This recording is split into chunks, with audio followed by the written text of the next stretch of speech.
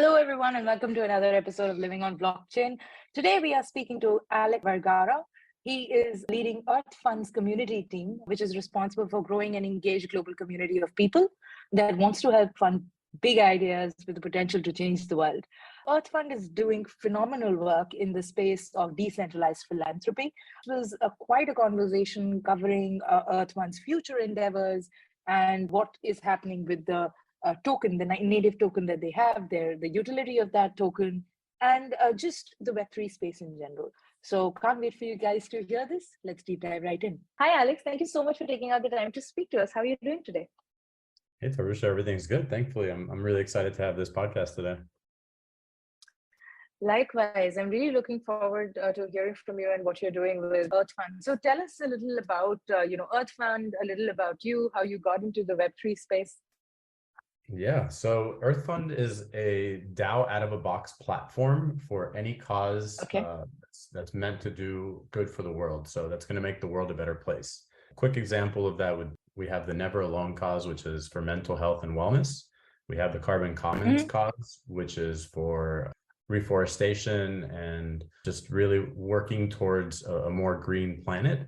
And we have also a female empowerment cause, which just was started recently to help women that have been through abuse and neglect to get over it and to get stronger going through conferences and working with therapy. So it's really, those are the three first causes, but really it's for anything that's making the world a better place. And it's all the tools that any community would need to start a DAO, to have support for the DAO and to grow it.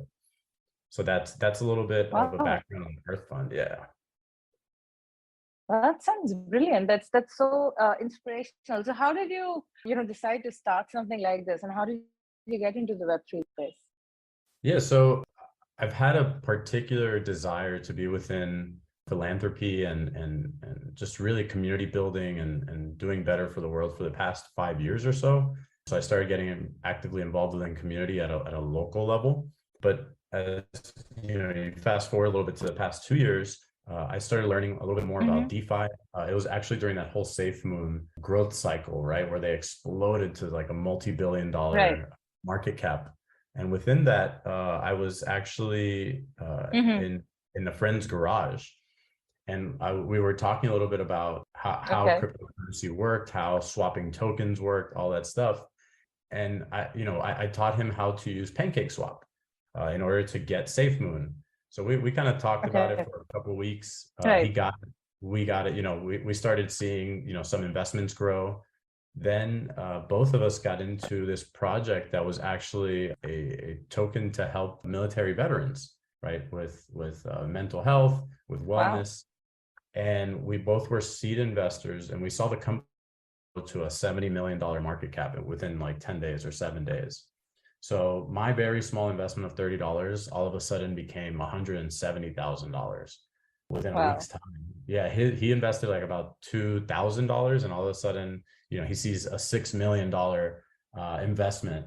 So, we didn't, that's not what we realized. It's not what we actually took out of the market. But, at that moment, both of us were kind of like, wait a second, like this really has the power. This cryptocurrency really has the power, not only to crowdfund, but to really bring in a lot of money for a company in order to build a very nice product, a nice platform, good technology. So that person that I'm talking about is actually Adam Bolt, and he's who I would consider the architect of the EarthFund platform. And he really, he's really the spine. He's really the architect. He's the one that's brought everything together and keeps moving the project forward. So shout out to Adam if he's listening. Wow, that's amazing. That's so great that things kind of just got together and everything worked out. And you guys created something that's going to change the world, at least make the world a better place. So do you feel that decentralized decision making is important? Especially now with the geopolitical scenarios that play out, and they have like a repercussion everywhere in every part of the world. Repercussions are felt, with the Feds making decisions or with the ongoing war. Everybody is facing the brunt of it. So, how important do you think decentralized decision making? I think decentralized decision making is extremely important, at the very least as an option. So if you kind of look at big picture during the COVID restrictions and lockdowns and times, there was a big pull to centralized government, right? To centralize decision making. And it just so happened at the time, decentralized decision making also started pulling the other way. And I think that the answer lies somewhere in the middle, right? It's Okay. just given people the ability to have a voice. It's given people the ability to have the software and tools that they need to make decisions. You know? And I think that that's extremely important. I think as we move closer to, you know, as we start inching towards this technology driven future even further, I think it's going to be extremely important.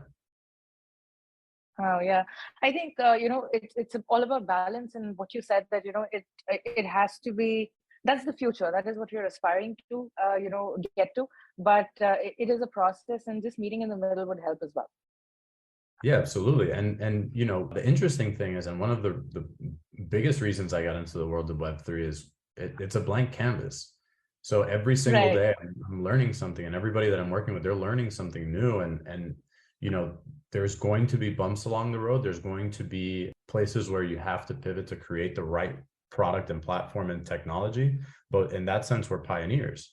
And as we've said early on in the Absolutely. company, you could tell who the pioneers are by the arrows in their backs. You know, when you're going into unknown Right. Yeah. lands, right? Yeah. You Yeah. that's the way to tell. And that's something that me and the entire team is very proud of, saying that we're trying to accomplish, and we have accomplished. Wow, that's wonderful. How large is your team? It depends, you know, sometimes it's gotten all the way up to like 60 people. And the interesting part of that is that it's an international team. So you have people that are involved that are in Canada, the US, South Korea, Okay. Japan, UAE. At some point we had people in Ukraine as well. We had some people within Russia as well. We've had people from the Netherlands. So, you know, it's the UK. So it's really a global project. Right now, as we're kind of shifting focus from building a product to creating support for a product, I would say we're a core team of about 15 people, give or take. So, you know, there's been a lot of movement within the project itself, but honestly, Right. seeing so many different countries come together is really motivation for me and for the team to just keep pushing and creating the best thing possible. Wow, that's great. I think in any fledgling startup or any new idea, when you're trying to build it, there is a lot of movement in the team, and that's expected.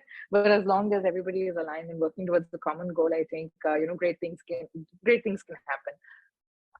Yeah, absolutely. And I mean, if you look at like the global crypto market too, that, you know, for Right. people that were building, maybe some people got unmotivated during this whole FTX and crypto winter debacle. So it's very interesting to see the overall mood of the builders change a bit. But you know, our team knows like this is part of a cycle. We're going to keep building because we're potentially building infrastructure for the future, you know? Absolutely. I think, the ethos of decentralization have come to the fore again, especially when this FTX thing happened, because it touched on so many people. And then people were saying that, okay, the crypto market was a scam and is a scam, and it's probably going to be, it's now dead. But I felt very differently about the whole thing. I thought that this entire FTX debacle, or any centralized entity failing for that matter, it reinforces why Web3 exists. I think decentralization is one of the main ethos of Web3. And when you're putting your trust in centralized entities and then they're failing, then they're nothing better than the existing system that we had. So, there was a need to change that, and that is why Web3 came in. But if you're still putting your trust in the centralized entities, then, it's a bit against the ethos of Web3 in general. That's an excellent point, and it always brings you back to the same phrase: not your keys, not your crypto, right? Not your coin. Yeah, absolutely. Yeah. If you're not taking control of your crypto, at least for the ones you're planning for long term, it's not yours. And the whole FTX Yeah. thing, and you know, many instances in the past couple months and years have shown people that they stop making the same mistakes, you know? Yeah, it's about time, right? I think this is like the FTX debacle was so bad on so many levels for so many people, and it's horrible. But on a macro level for the industry, I feel that this is just driving out those bad business practices and really reinforcing that decentralization is the way to go. Absolutely.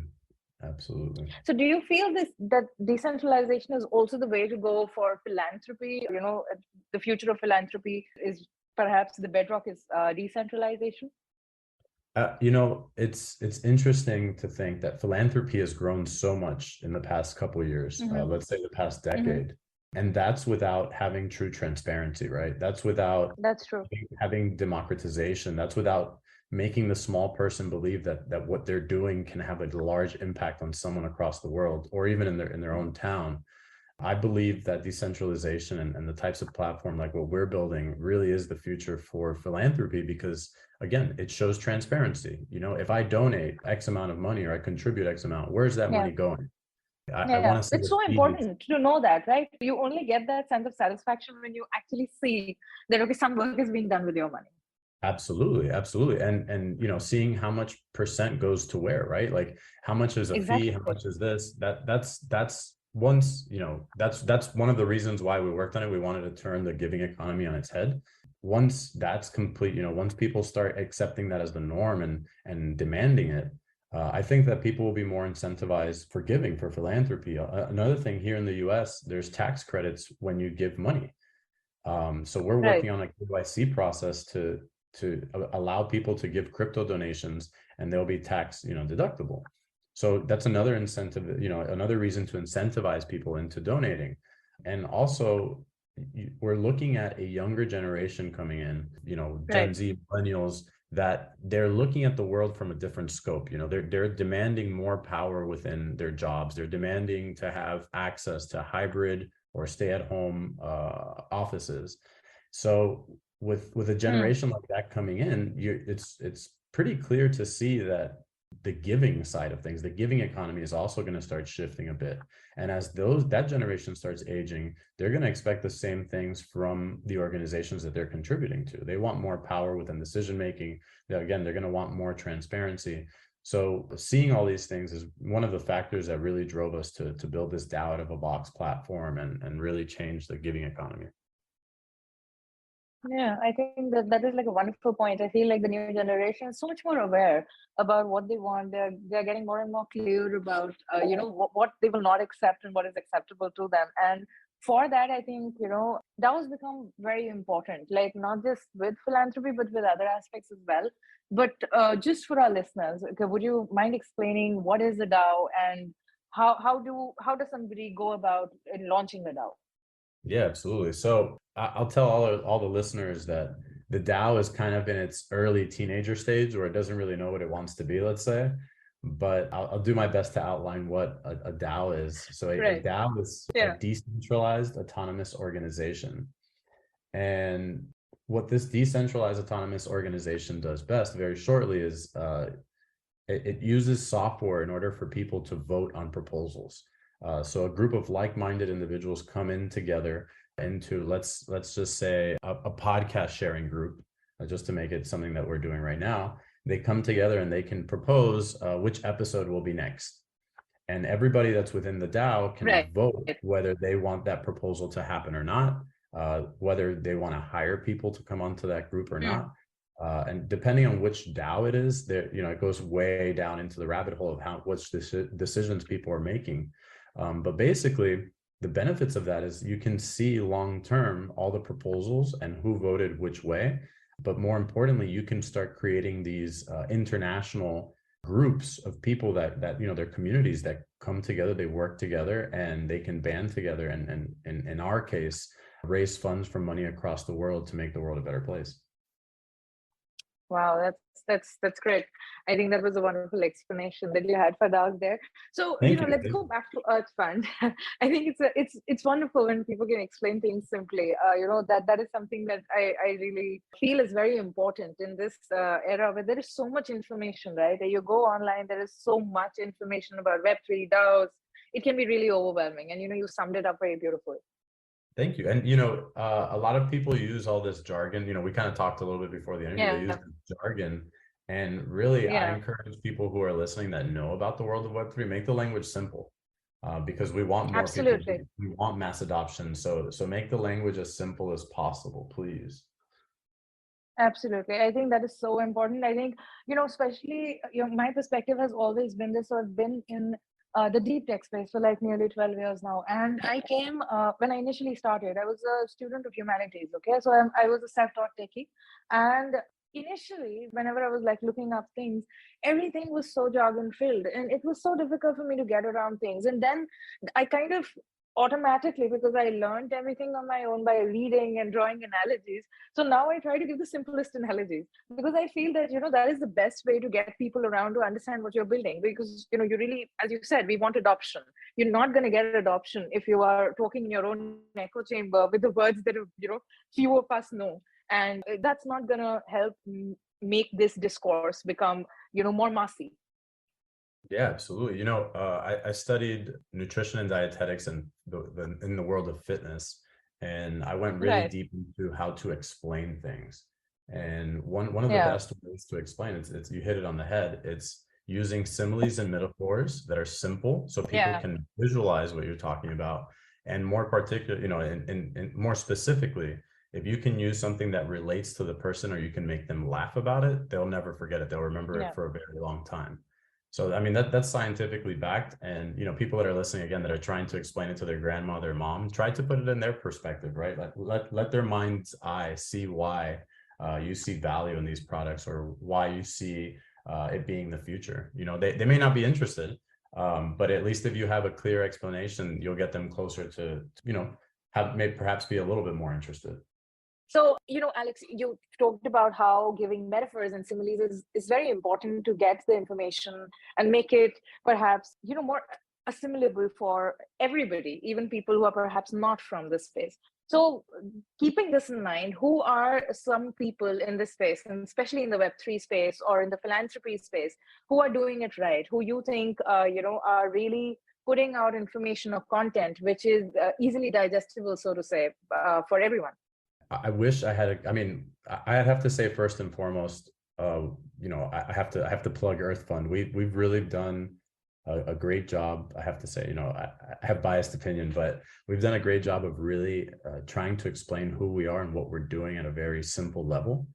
As far as all the information on the website, as far as the copy, the way we display things, the tooling that we have, the user experience, it's always been the priority to make sure, that grandma can use it. That's literally the term Right. that we've used since the beginning. But, that I'm aware of people that are releasing video content that explain clearly what crypto is very few and far between that I have seen. I don't want anybody listening that's doing a good job of doing that to say, hey, you're dissing me. I haven't Right. I haven't dug deep to see who's doing it. But, what one resource that I like to use, the Ethereum website, they have a really good blog where you can go into like the 101 of Ethereum and what they're doing. I've used the Coinbase University before, and they do a pretty decent job of explaining things. But it's difficult, right? It's very difficult. Maybe that's something that I should start doing, but it's very difficult because the world of Web3, like I said earlier, is a teenager, and it hasn't really fully identified as what it is yet, what it's going to be when it grows up, let's say. So the best advice that I could give to people is one that takes time right now, and it really is invest in learning, invest in trying to understand the simple part of cryptocurrency, and blockchain and Web3. Literally what I do sometimes, I will go back to the basics and I will look up, what is Bitcoin? How does Bitcoin work? What is Ethereum? I've looked these things up, I don't know, tens to hundreds of times, but it's always good to go back and refresh it, because this is a very fast changing world. And you'd be surprised how one update can change how everything works, right? So, absolutely. It's very dynamic. I feel like I get up every day and you learn something new because there's so much happening. Yeah, and one other piece of advice that I'll give that we kind of started early with the project is don't chase shiny objects. Yeah, that's good advice. Stick to the fundamentals, stick to the basics, stick to the things that they seem like they're going to work. Because if you start chasing shiny objects in this world, you're just going to get overwhelmed, and I don't think you'll really go anywhere. Try to stick to something that you like. If you like philanthropy and DAOs, stick to that and try to learn quite a bit of that. If you want to learn more about Bitcoin and how it started and the momentum, learn about Bitcoin. That's a really good place to start. Learn about Ethereum and what smart Yeah. contracts and how they work, and how, potentially the future of business will all be done through smart contracts and taxes and all these things. So, I wish I could give you a better resource, but really we're in a really young world that not many people that I've come across can clearly explain a lot of these things. Yeah, absolutely. I think the resources that you've mentioned are really good because they are extensive, and it's easy to, as I said, it's easy to get drowned by all the information that is there online, right? When you're looking up just a single concept. So it's good to go to the OG places and get your information, which would be verified and correct. But again, it's very important to keep going and just get a new refresher every now and then, because this is a very, very dynamic space. Oh yeah, absolutely. And I'm a big fan of history. Yeah, So same. if yeah, I love history. They say those that forget history are doomed to repeat it, right? Yeah, Um, we look, keep look, doing that as human beings. I think not enough of us are interested in history, and we keep going through the same cycles. exactly, precisely. So I would encourage people listening, learn about Mount Gox, right? Learn about the DAO, the original DAO of 2017. Learn Yeah. about the downfalls of each one and why they happened. Learn a little bit more about what's happened with FTX. Really learning about those things for me are the most exciting. And I know that sounds a little bit chaotic, let's say, but what I like learning and analyzing and seeing the psychological factors between each one of those. And there's just so much information there. What happened with Mount Gox? What was the big deal about it? What happened with the DAO of 2017 and their investment money, and why did it happen? So it's good to learn those things so they don't happen to you, but it's also good to learn it from a perspective of someone who wants to get more into Web3. Absolutely. I think I completely concur there. I think, the more you read about these things, the more informed you become. And moreover, mostly I think everything comes down to human emotions. So that is, again, a very good argument as to why decentralization is the way to go, so that at least there is consensus in the chaos. So, again, all good pieces of advice. Now, coming to, again, circling back to EarthFund, because I feel so intrigued by what you guys are doing. So what is like the process? Can anybody go and create like a cause, or is it causes that you specifically like choose? Because you mentioned that there are three that you guys are focusing on. And then how does that really work? How does the DAO work? If you could just lay out the flow for me. Yeah, of course. So right now we have about 3,000 people that want to create causes and DAOs. Okay. So if anybody wants to go, they can just go on the website and check it out. Right now we So have this. anybody can go there and become a part of the DAO? I'm sorry to interrupt, but I just want to know. Yeah, so right now the platform is in the soft launch stage. Everything's getting bugged, Okay. and we're testing, but you can go on and you can actually start joining DAOs, and you can put to create a DAO. It won't go live just yet, but yeah, Okay. it's available for anybody to join in and check out. And really, community has a big part of which DAOs and causes will remain on the platform and which ones get featured. But it Okay. has to be aligned with the vision, which is making the world a better place. Now, it's purposely a broad term, but we don't want, let's say, the bank DAO coming in. I don't know if that's a real DAO. It might be a real DAO, but let's just say a financial bank DAO coming in and using the Right. platform as of now. We want people that are trying to again reforest Ghana. That's one of the projects that we did. We want people coming in that are really trying to do something that's to make the world a better place. But yeah, and as far as our DAO is concerned, our DAO has had a couple votes already, one of which was delaying the vesting schedule. So everybody within the private and seed round voted yes. The first vote was everyone voted for it.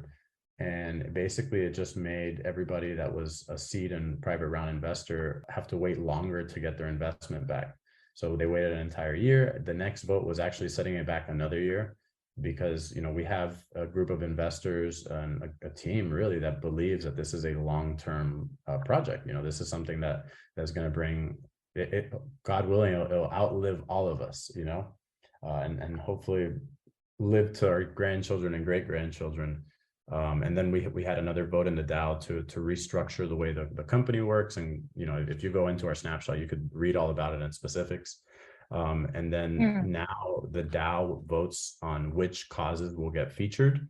Also, Wow. it has control of some assets of the parent company. So it'll be able to decide if the DAO is going to do token buybacks or if it's going to fund specific projects and causes.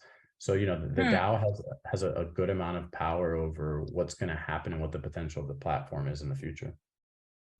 Okay, wow, that's wonderful. So this is like a bit of an inception for DAOs. Like, there is a larger DAO that which kind of directs where EarthFund will head, but also the direction of the platform. And then users can create their own DAOs as well. Yeah, and just to make it simple for the listener, think of as each one of these DAOs has a ticket to get into, right? So if you want to be part of the mother DAO, let's say, you have the ticket, the mother DAO ticket. They're actually tokens, but we'll call them mother DAO ticket. You go in and you can vote on those things. Now, let's say you're interested in the mental health and wellness.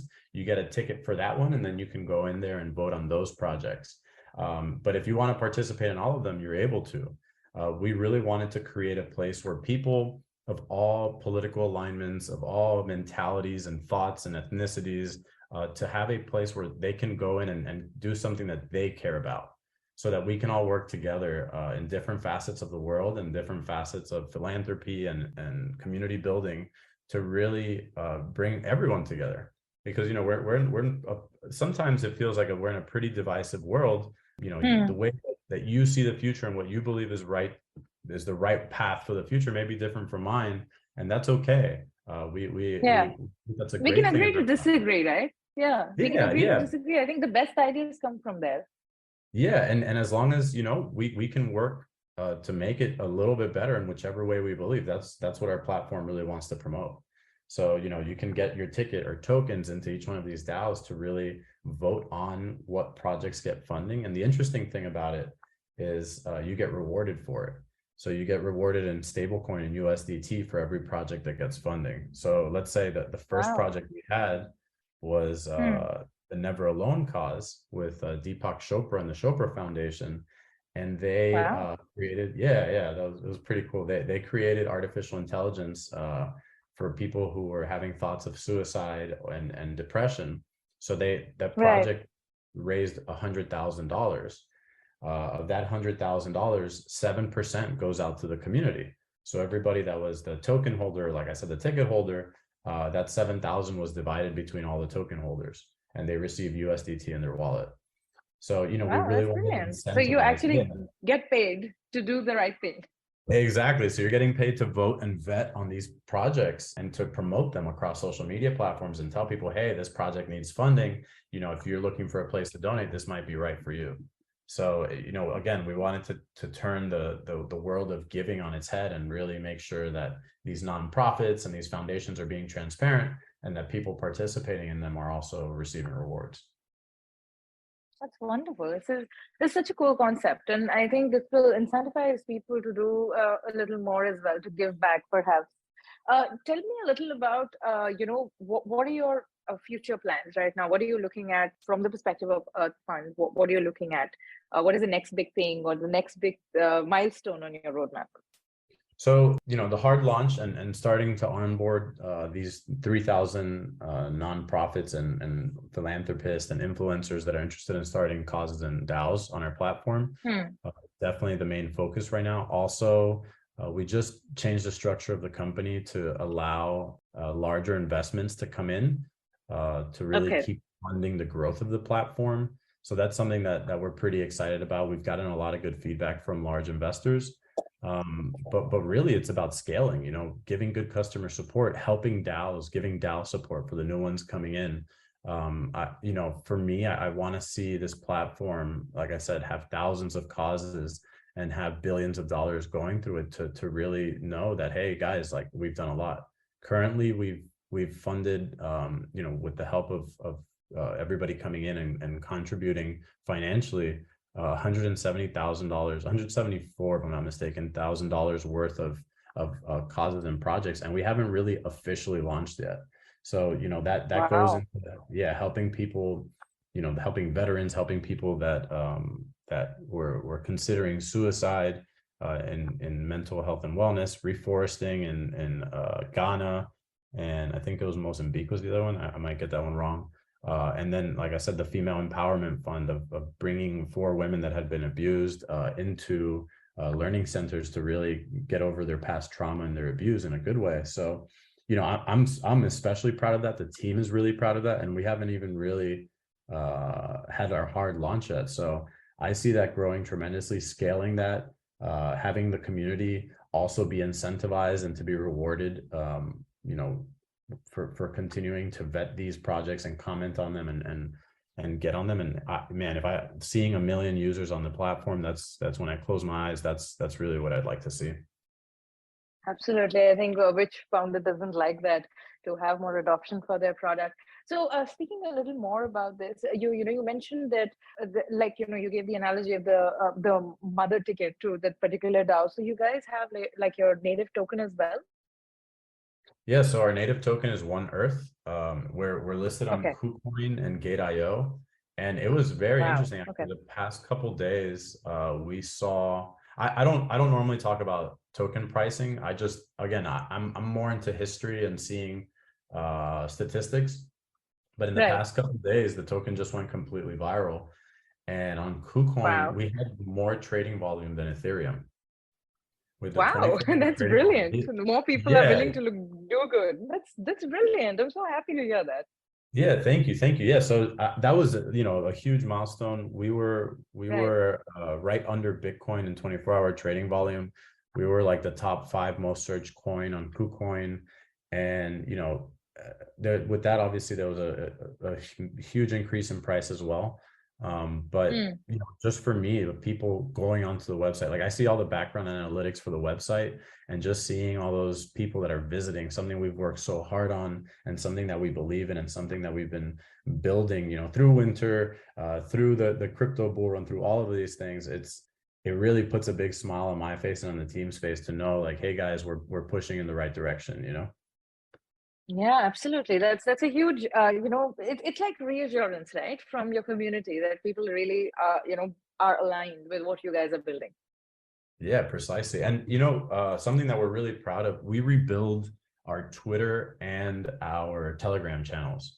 So we had at some point, there was like 50,000 Twitter members and like 100,000 Telegram channel members.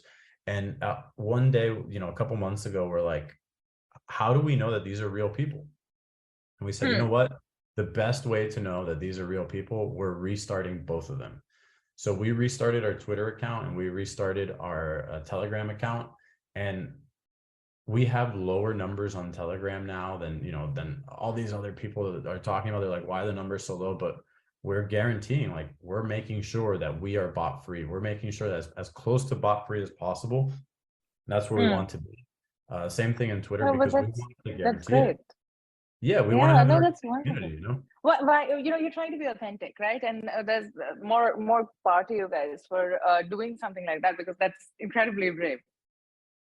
Yeah, and it was kind of it was scary when we first happened, but we knew it was the right thing to do. And we started getting a really engaged community, and something that we're proud of. We want to see real people in the platform. We want to see real people across all of our social media platforms.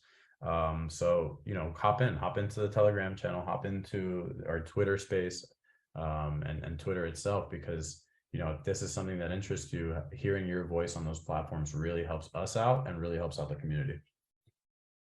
Awesome. So now, because we're kind of running short on time, I'm going to put 2 questions in one. So one is the utility of your token, One Earth. Apart from voting, do you have any other utility associated with the token? That's one question. And the other is, do you have like a specific date in mind to go public with the launch? So of the platform. The question, the first question was about governance on the token, correct? Yeah, so the governance of the token, and what is the utility apart from voting for different projects? Is there any other utility? And the second is, when do you go live? Yeah, so those are great questions. I'm sorry, I re-asked your question with my answer. So definitely, the main utility of the token is governance on the platform. We Okay. also experimented with using the tokens in order to create new DAOs. So people would have Okay. to have a minimum amount of One Earth tokens in order to create their new DAOs. Right. So that, but really the biggest thing as a DAO should be governance, right? And the importance of governance, Absolutely. highlighting it. And Yeah, it's good then to be focused, right? With your even with your token utility, it's good to be focused. Otherwise, it's scattered, and then you have another thing to worry about. yeah, and I've dealt with a lot of different software companies in the past, Mm-hmm. and the ones that focus on a lot of features, none of them are good. They're all decent. Yeah. So Yeah. as long as Exactly. you You can need to be really focused. focus, exactly, Yeah. exactly. And the answer for the launch, we're finalizing the final touches for everything for the hard launch. Like I Okay. said, the platform is and the website are mostly ready to go. Everything's ready to go. You can Mm. go on there now and have the full experience. But really, we just wanted to have our community and people check out and feel the platform, feel it out, let us know about bugs so we can resolve anything. Because what's really interesting that I've learned in my time within this world is we want to launch things when they're perfect, but that's not the way it works. You want to launch things when they're Yeah. good and ready, and then you Yeah. want your Yeah. community to get involved and really, say, hey, check this out. Hey, start reporting bugs. And you see that even within the largest companies, with Google, with Netflix, with Zoom, they always ask you, how was your call? Was the communication good? They want you to give a thumbs up or thumbs down, give them a reason why. And that's because, the software always evolves, right?